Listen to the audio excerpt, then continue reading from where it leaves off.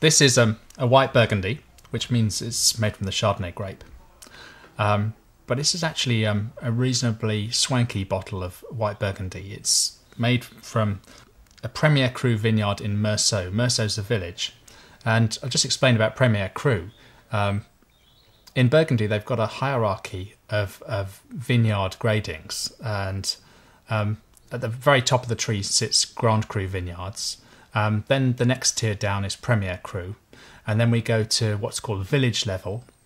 And then it's the lowest rank, which is called generic Bourgogne. And these vineyards have been classified for centuries according to the quality of the soil types. When it's believed that the nature of the soil and the subsoil is critical in the character of the wine that's produced from them. So let's have a look and see what it's like.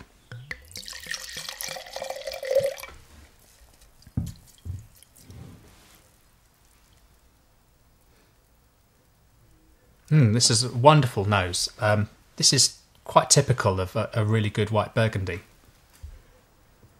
And it may sound quite odd, but there's a sort of herby, cabbagey streak to the fruit on the nose. And although the idea of a cabbagey wine might sound quite off-putting, it's actually really, in the context of this wine, it's really, really interesting.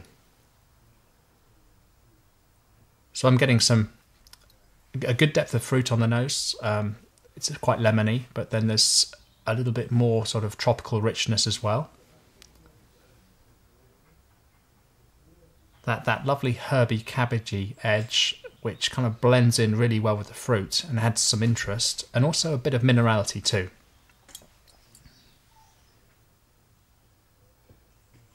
It's a sort of wine you could sniff quite happily for a long time. There's just lots of going on there.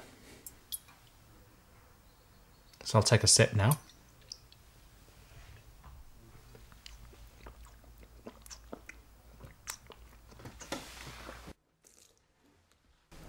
That's really nice. That's lovely. It's quite complex. I mean, if you're used to Australian Chardonnays or Californian Chardonnays, then you probably find this it's not as rich. It's much fresher and brighter. There's plenty of fruit there, but it's not as fat and as broad as you might expect from the Chardonnay grape.